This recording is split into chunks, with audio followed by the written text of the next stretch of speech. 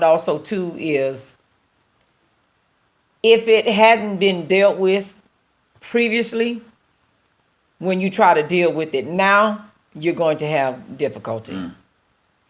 If they didn't deal with insecurity or feelings of inadequacy or low self-esteem previously, when you try to deal with it this time, it's going to be a problem. Yes. Because they never dealt with it. What they showed you was something new, new and improved you, sympathetic them, a strong them. But in all actuality, there are insecurities and low self-esteem that was always there that you didn't notice. You just thought it was cute because they were shy or because they didn't say a whole lot. Did you even know that they were insecure about themselves or things or how they talk or how they communicate or how they share words? Did you even know that they were insecure about that? That there are certain people they don't want to talk around because they don't know how to carry a conversation around certain groups of people? Did you ever notice that? No, you just thought that they were being shy and distant. That's what you thought. But did you really know that they were uncomfortable and didn't know how to express themselves in the midst of that? Really, Brina? Talking about you sympathize with Dad because you know I talk a lot. Well, you know Dad talk a lot too. That's Dad talk a lot too. Around other people, I just got to explaining it. Around other people, certain people he don't talk a lot. But then there are others that he know that won't judge him. Then he free to flow. He free to flow. He say what's on his mind. And he's nonstop. Don't make me start calling names. Let me leave this with you. Let me leave this with you. Now you want to change the conversation. Now you want to take it somewhere else. Let me leave it with you. Busted. How to keep your marriage flying high. Okay.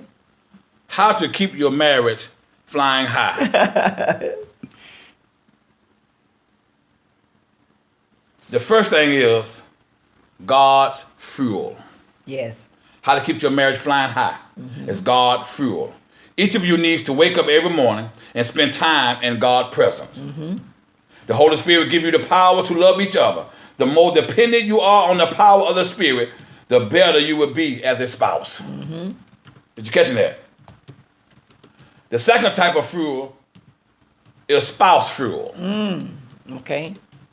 This means meeting each other's needs and having fun.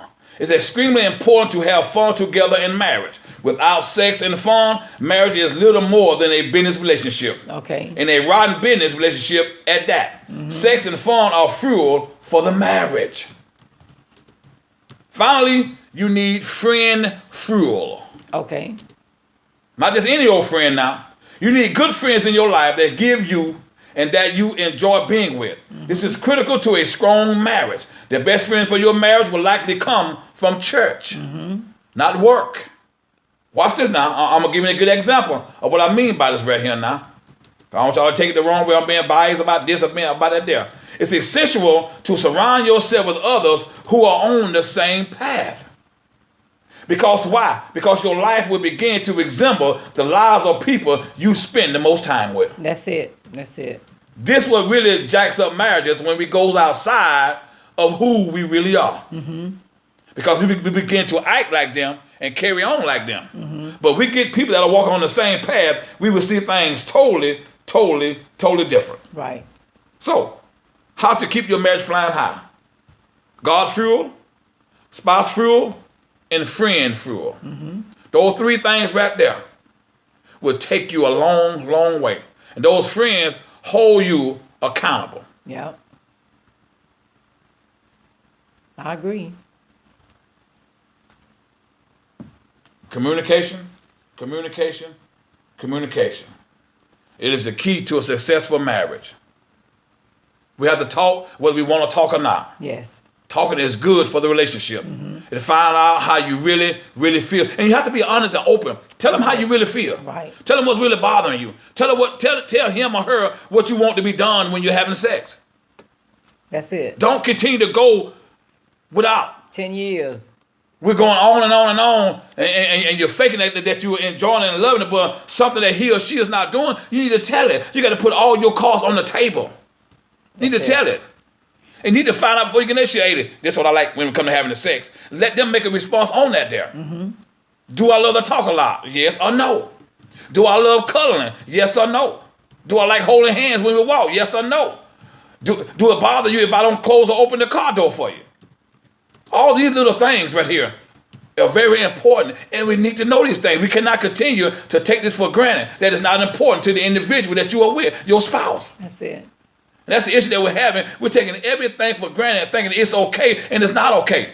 And spouses, stop going along with it if you're not happy with it. Right. Enough is enough.